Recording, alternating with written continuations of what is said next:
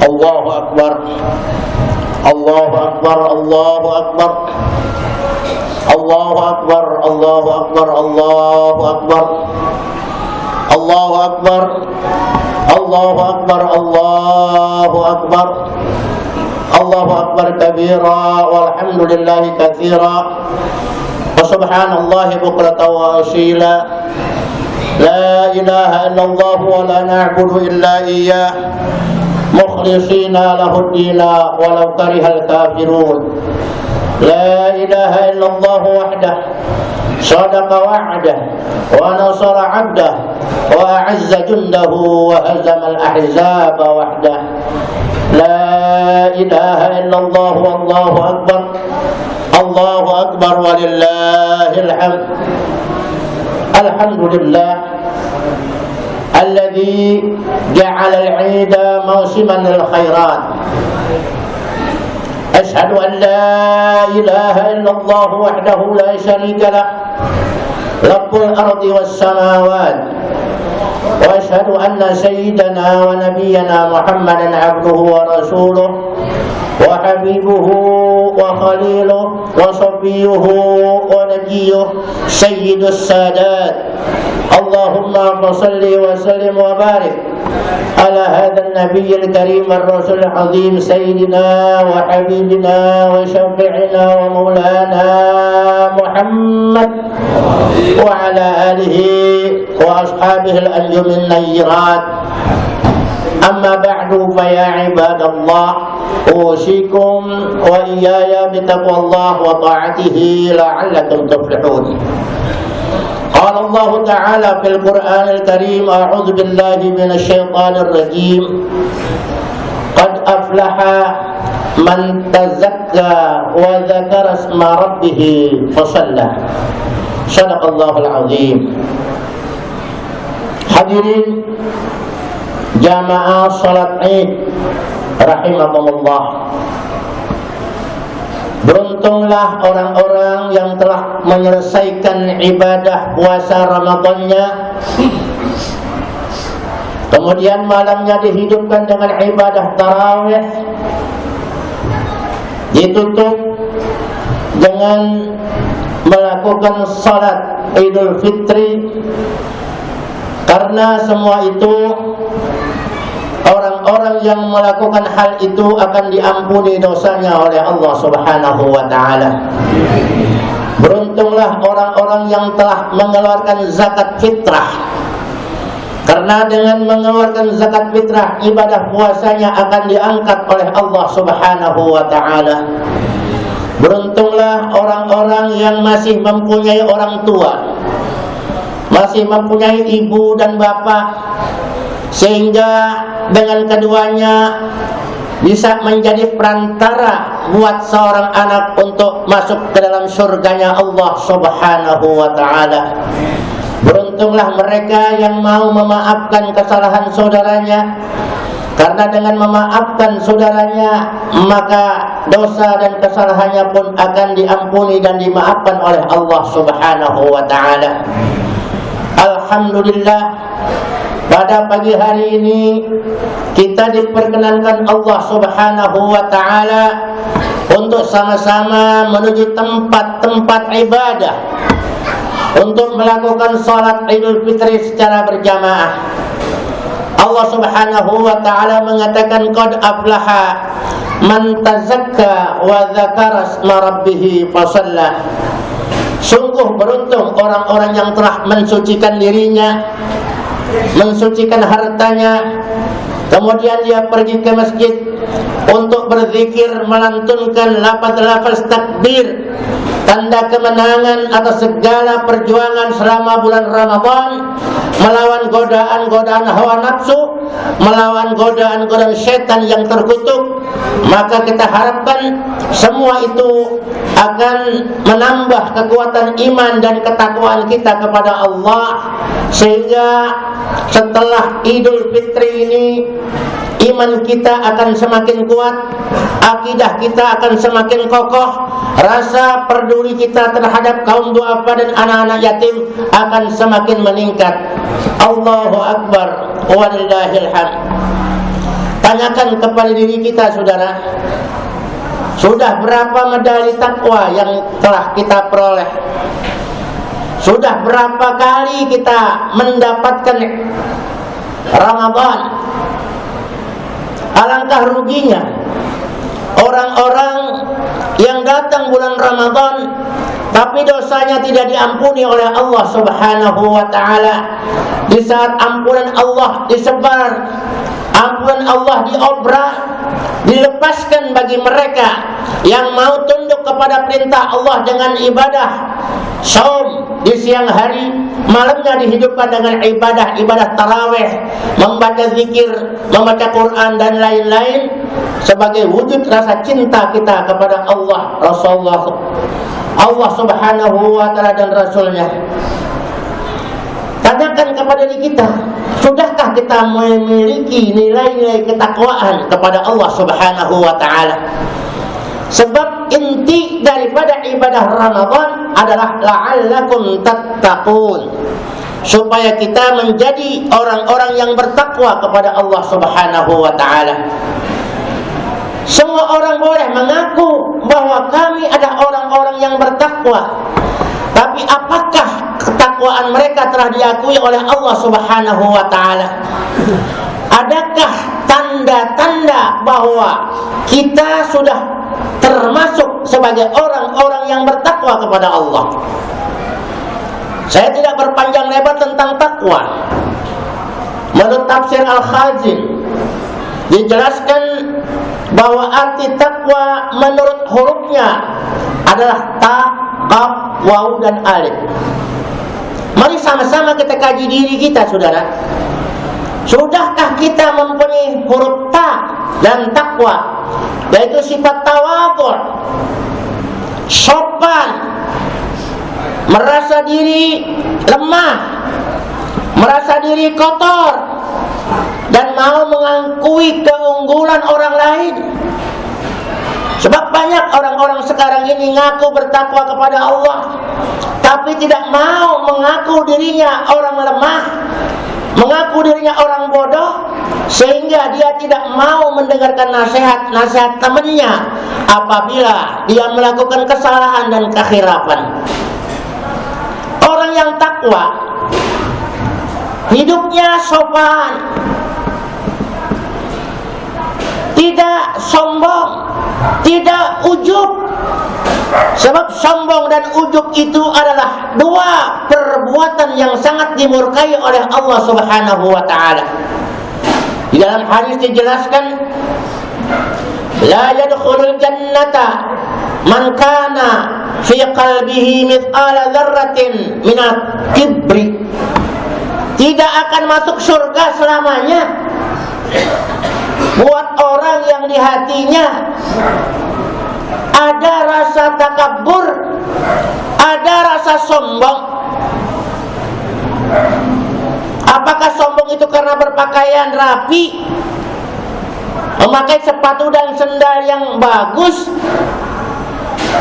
Sahabat pernah bertanya, ya Rasulullah, ada orang yang pakaiannya selalu bagus, selalu necis, sendal dan sepatunya dan pakaian lainnya begitu mahal, begitu indah. Maka Nabi mengatakan, innallaha jamilun yuhibbul jamal. Sesungguhnya Allah itu maha indah dan sangat suka kepada yang indah-indah. Jadi yang dikatakan sombong apa? Batarul haq wa ghamtun nas. Dia tidak mau menerima kebenaran, tidak mau mendengarkan nasihat-nasihat dari saudaranya, dari temannya. Tertutup kebaikan dan kebenaran dari manapun, sebab mereka merasa dirinya sudah hebat, merasa dirinya sudah benar, merasa dirinya paling pintar, paling cerdas, paling bersih. Itulah tanda-tanda orang yang sombong. Berarti orang yang bertakwa di sini sopan, saudara. Dia menghargai orang lain, dia mau menegur sapa kepada sesama manusia, sesama tetangga, sesama kawannya. Kadang-kadang kita sudah diberikan kelebihan oleh Allah, maka naik pundak kita maka akan nongak kepala kita, merasa diri paling hebat, merasa diri paling pintar, merasa diri paling kaya, merasa diri paling mampu, dan bisa untuk mengolah atau mempengaruhi orang lain. Itu bukan ciri-ciri orang yang bertakwa kepada Allah Subhanahu wa ta'ala. Itu yang pertama. Yang kedua, qanaah. Orang yang qanaah selalu menerima kenyataan, tidak ada risih, tidak ada rasa iri hati, tidak ada rasa dengki. Sekarang kita kepada pemerintah saja kadang-kadang kita merasa paling hebat dan mau membongkar semua ketenangan-ketenangan yang ada sehingga menjadi porak-poranda, menjadi ricuh, menjadi rusuh. Kenapa? Tidak mau menerima keadaan. Kalau orang yang menerima keadaan qanaah, walaupun rumahnya masih ngontrak, penghasilannya kecil, tapi dia menerima kenyataan apa yang dikatakan oleh Al-Imam Al-Habib Abdullah bin Alwi Al-Haddad, wa in tarda bil maqsumi ishta muna'aman wa in lam takun tarda ishta fi hazan.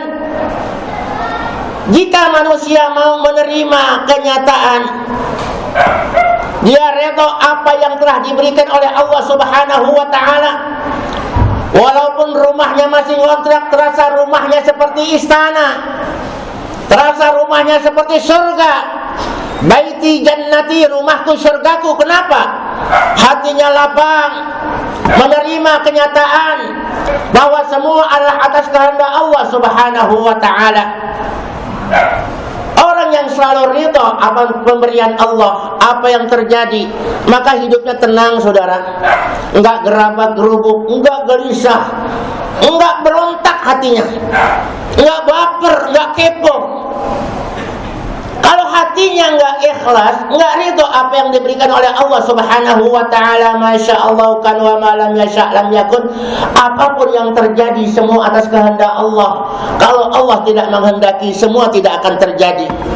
Hatinya tenang, menerima kenyataannya, ketemu teman apa adanya, tidak dibuat-buat, saudara.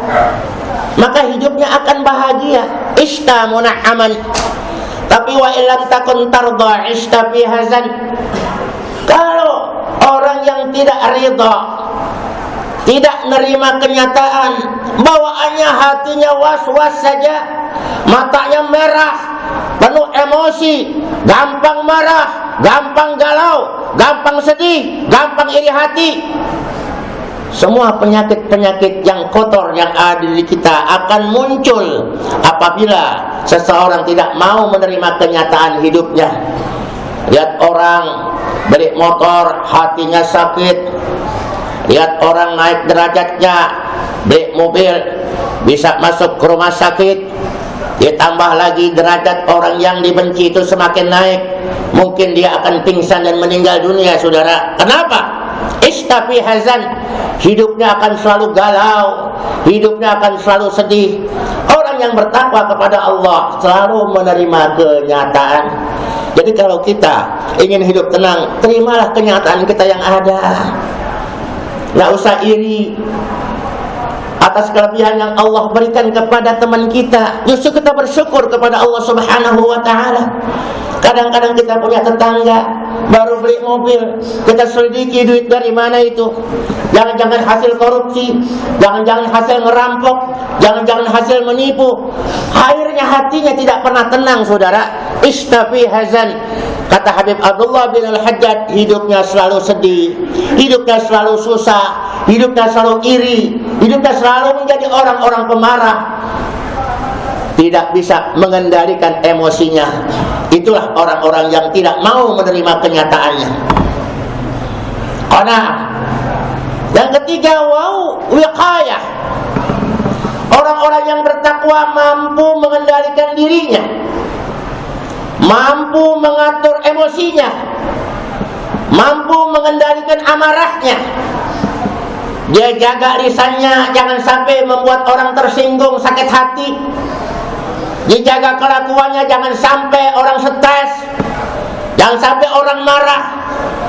Orang-orang bertakwa selalu menjaga menjaga hatinya, menjaga ucapannya, menjaga kelakuannya, jangan sampai merugikan orang lain.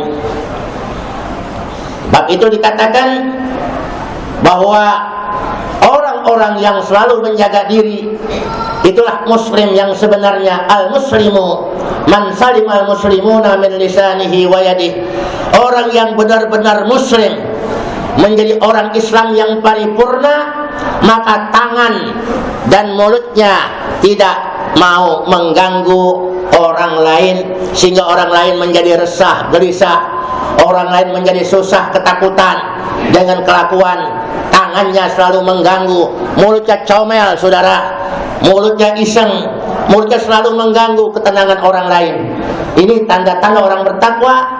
Maka jagalah diri kita, jagalah pikiran kita, jagalah hati kita. Jangan sampai kita melakukan perbuatan-perbuatan yang tidak diridhoi oleh Allah Subhanahu wa ta'ala. Yang keempat, arti takwa itu diakhiri dengan huruf alif, ulfah, cinta damai. Tidak senang demo. Demo yang paling dicintai Allah, demo kepada Allah. Apabila ada gangguan-gangguan yang membuat hati kita gelisah, baik di rumah tangga kita, gangguan suami, gangguan istri, gangguan anak, gangguan tetangga, atau gangguan teman-teman kita, ngadu kepada Allah dengan ucapan la ilaha illa anta subhanaka inni kuntu minadh dhalimin. Bagaimana kegelapan di atas kegelapan yang dialami oleh Nabi Allah Yunus bin Matta alaihi salam ketika dia ditelan oleh ikan nun, ikan yang paling besar, kita katakan ikan paus. Bayangkan di dalam perut ikan berada di bawah dasar laut, kegelapan di atas kegelapan, sampai digambarkan oleh Allah Subhanahu wa ta'ala, wa dhannuni idh dhahaba mughadiban fa dhanna an lan naqdir alaih. Ingatlah cerita Nabi Yunus bin Matta ketika ditelan oleh ikan paus berada di dasar laut, sampai dia tidak bisa keluar, bahkan mengira-ngira bahwa Allah pun tak mampu untuk mengeluarkannya dari kegelapan, di atas kegelapan. Disitulah Nabi Allah Yunus bin Matta sadar, diberikan kesadaran oleh Allah Subhanahu wa ta'ala. Akhirnya beliau membaca la ilaha illa anta subhanaka inni kuntu minadh dhalimin. Siapa yang membaca ini, saudara, ada janji Allah, fastajabna lahu wa najjaynahu wa kadzalika nunjil mu'minin. Orang yang hatinya resah, gelisah, dapat gangguan dari kiri kanan, dari atasan, dari bawahan, selalu mengganggu ketenangan hidupnya, dia baca la ilaha illa anta subhanaka inni kuntu minadh dhalimin. Ada janji Allah, fastajabna lahu wa najjaynahu minal ghammi wa kadzalika nunjil mu'minin. Maka pasti kami akan selamatkan dia dari kebingungannya, dari keresahannya, dari kesedihannya. Begitupun akan kami selamatkan orang-orang yang percaya dan kemudian mau mengikuti jejak langkah Nabi Allah Yunus bin Matta alaihi salam, membaca la ilaha illa anta subhanaka inni kuntu minadh dhalimin. Ikan paus saja bisa mules, saudara, sampai dilepein itu, dikeluarkan dari perutnya. Nah, makanya kalau tetangga kita ganggu kita ngadu kepada Allah. Baca, demo aja keluarga kita, la ilaha illa anta subhanaka inni kuntu minadh dhalimin. Siapapun yang mengganggu kita akan berhadapan dengan Allah Subhanahu wa ta'ala. Seandainya pemerintahan kita lihat ada yang zalim, ada yang mengintimidasi, ada yang berbuat curang, sama-sama kumpul di masjid umat Islam membaca la ilaha illa anta subhanaka inni kuntu minadh dhalimin, maka pemerintah yang zalim itu urusannya dengan Allah Subhanahu wa ta'ala. Mungkin semua mereka akan dijatuhkan oleh Allah, akan dicampakkan oleh Allah, mungkin akan dikebumikan oleh Allah Subhanahu wa ta'ala. Baca la ilaha illa anta subhanaka inni kuntu minadh dhalimin. Orang yang bertakwa hatinya selalu cinta damai, tidak mau ribut, selalu sopan, selalu menerima kenyataan. Itulah tanda-tanda orang yang bertakwa kepada Allah Subhanahu wa ta'ala. Kemudian apa sih makna id yang sebenarnya, saudara? Menurut Imam Al-Hafidh Ibnu Rajab dikatakan, laisal 'idu liman labisal jadid, innamal 'idu liman ta'atuhu tazid. Bukanlah yang dikatakan hari raya orang-orang yang semua serba baru, pecinya baru, bajunya baru, celananya baru, semua serba baru. Tapi orang-orang yang benar-benar berhari raya secara hakiki adalah orang-orang yang ketaatannya kepada Allah semakin meningkat. Kalau kemarin kita rajin sholat, kita malas sholat, kemudian setelah Idul Fitri kita mulai bangkit rajin, saudara. Kalau kemarin kita cuek terhadap anak yatim dan orang-orang kaum duafa, maka mulai hari ini dan seterusnya ada rasa kepedulian, infakkan semua apa yang kita miliki. Sebab dalam harta kita ada harta yang harus kita keluarkan, lisaili wal mahrum, buat orang yang minta-minta dan orang yang membutuhkan. Bukan harta kita sepenuhnya, saudara. Jadi orang yang berhari raya ketaatannya semakin meningkat, bertambah kepada Allah Subhanahu wa taala. Laisal 'id liman tajammala bil libasi war rukub, walakinnal 'id liman ghufirat lahu dzunub. Bukanlah orang yang berhari raya orang yang berhias dengan pakaian yang serba indah, dengan kendaraan yang serba lux. Tidak. Orang-orang yang benar-benar berhari raya adalah orang-orang yang dosa-dosanya telah diampuni oleh Allah Subhanahu wa taala. Sebab itulah janji sesuai yang disabdakan oleh Nabi sallallahu alaihi wasallam, "Man shoma wa qama ramadhana imanan wa ihtisaban, ghufira lahu ma taqaddama min dzambi." Siapa yang siang hari berpuasa, malam hari dia bertarawih dan ibadah-ibadah sunnah, maka semua dosa yang telah lalu akan diampuni oleh Allah Subhanahu wa taala. Antara hari raya dikatakan al-'id, sebetulnya semua merupakan satu gambaran miniatur daripada al-wa'id, hari pembalasan, hari kebangkitan. Ada yang pagi-pagi sejak bangun tidur, semua pakaiannya indah-indah, bagus-bagus, baru-baru. Kemudian mau keluar rumah, kendaraan lux sudah disiapkan. Nanti di hari kebangkitan, banyak orang setelah bangkit dari kubur, ada yang telah disiapkan fasilitasnya oleh Allah Subhanahu wa taala.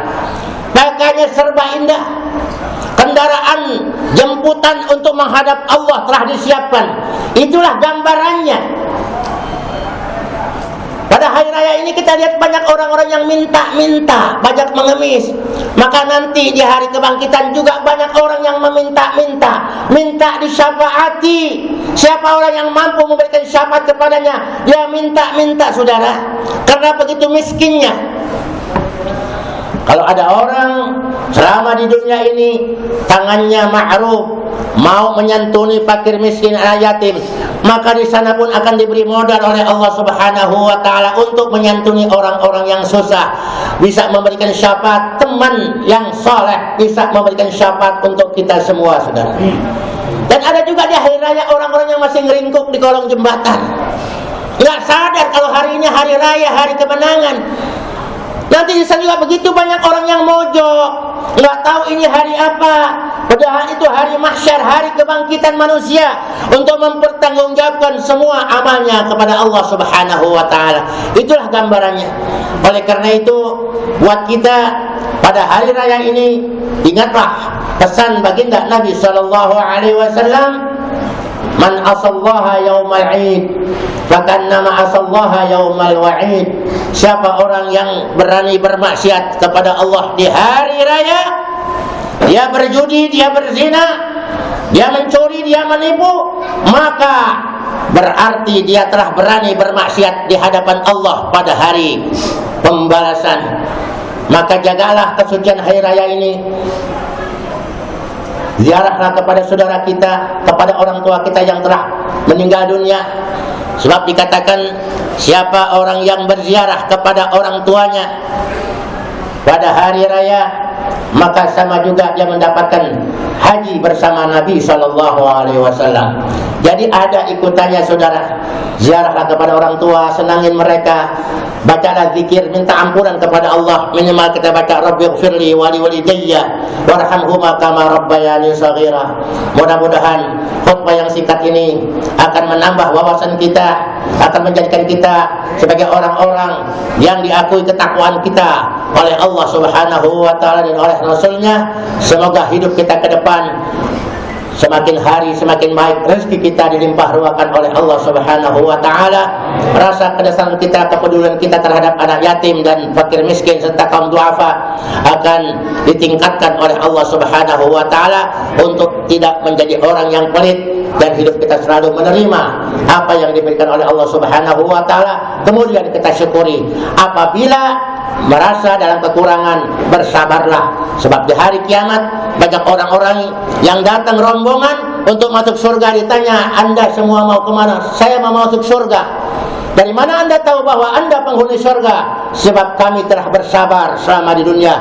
Innama yuwaffas sabiruna ajrahum bighairi hisab. Semua orang-orang yang bersabar akan diberikan balasannya oleh Allah pada hari pembalasan nanti. Semoga kita menjadi orang-orang yang lebih baik, tambah baik, menjadi minal muhsinin, orang yang semakin hari semakin tua, kedekatan kita kepada Allah semakin melekat, dosa-dosa kita semua diampuni oleh Allah Subhanahu wa taala. Amin ya rabbal alamin. Barakallahu li wa lakum fil Qur'an azim.